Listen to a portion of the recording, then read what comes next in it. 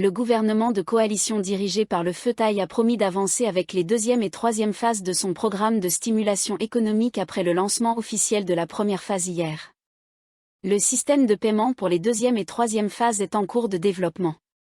Le ministère des Finances fournira des détails plus tard, a déclaré la première ministre Paetongtarn Shinawatra lors d'un événement marquant le début du programme à la maison du gouvernement mercredi.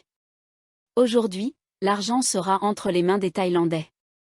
Une injection de liquidités de plus de 145 milliards de baht créera une véritable tourmente économique, a affirmé Madame Paetongtarn, fille de l'ancien Premier ministre Thaksin Shinawatra.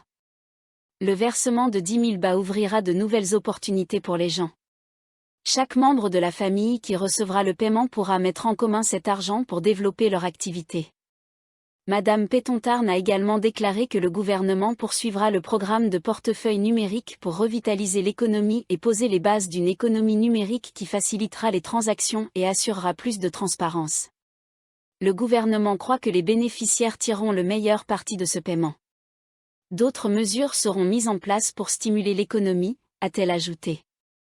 La première phase donne la priorité à la distribution des fonds à 12,4 millions de titulaires de cartes de protection sociale de l'État et à 2,1 millions de titulaires de cartes d'invalidité via PromptPay, reliés à leurs numéros d'identification nationaux.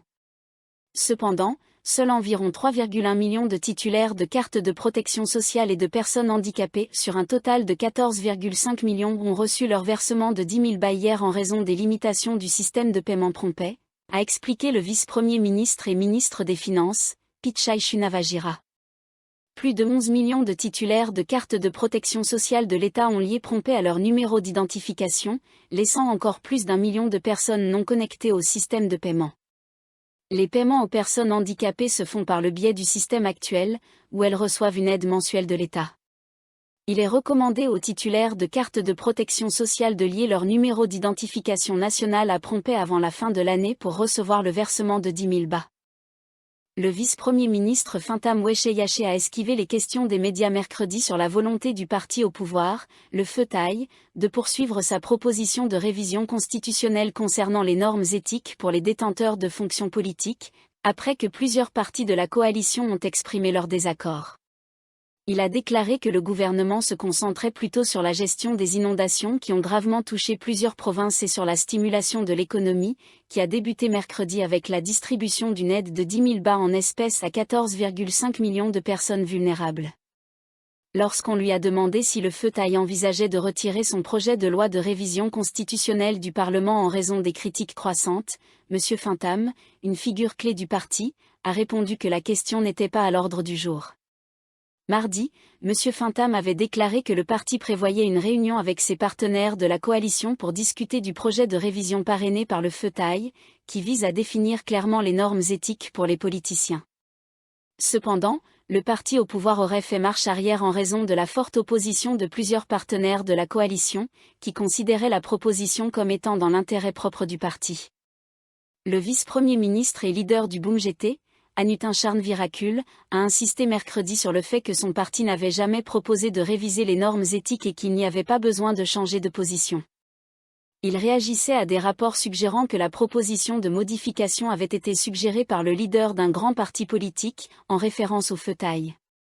Plus tôt, l'exécutif du BUMJT, Korawe Prisananantakul, avait déclaré que le parti était d'accord avec la révision constitutionnelle si elle était approuvée par un référendum public, tout en réitérant que les chapitres 1 et 2 de la Constitution devaient rester intacts.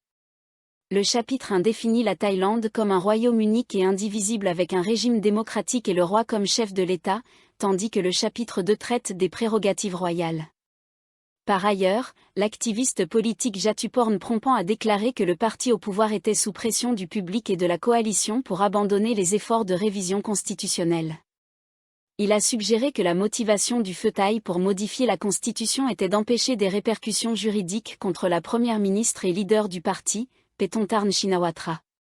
Madame Paetongtarn fait elle-même face à plusieurs plaintes liées à l'éthique, notamment concernant ses parts dans le controversé Alpine Golf Club, situé sur un terrain monastique.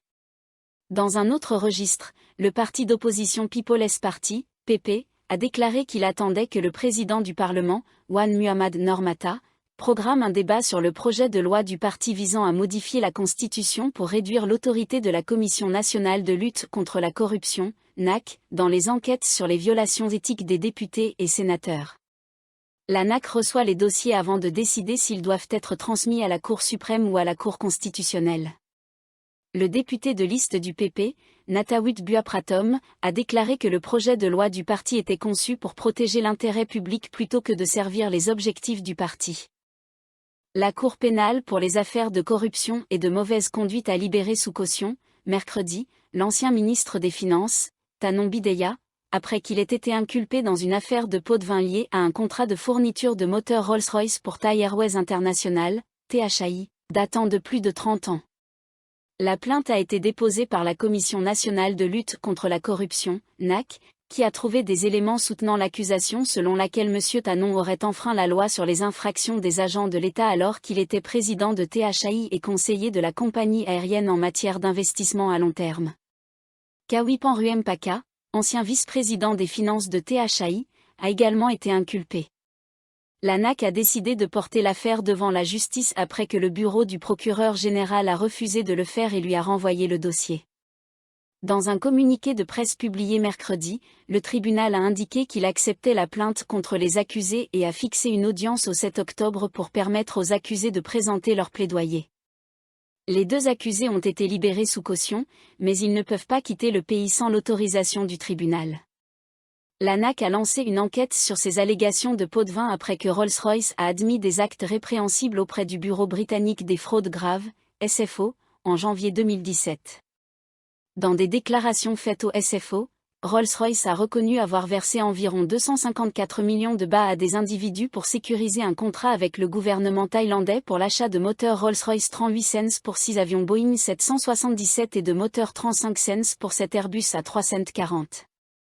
Un document factuel présenté à un tribunal britannique a révélé que les pots de vin ont eu lieu entre 1991 et 2005 et impliquaient des paiements totalisant environ 36,3 millions de dollars US, 1,28 milliard de bahts, à des intermédiaires régionaux. Une partie de cet argent était destinée à des agents de l'État thaïlandais et à des employés de Thai Airways, précise le document. Plusieurs anciens ministres et dirigeants de THAI ont été enquêtés. En août 2022, la NAC a conclu que M. Tanon et M. Kawipan avaient enfreint la loi sur les infractions des agents de l'État.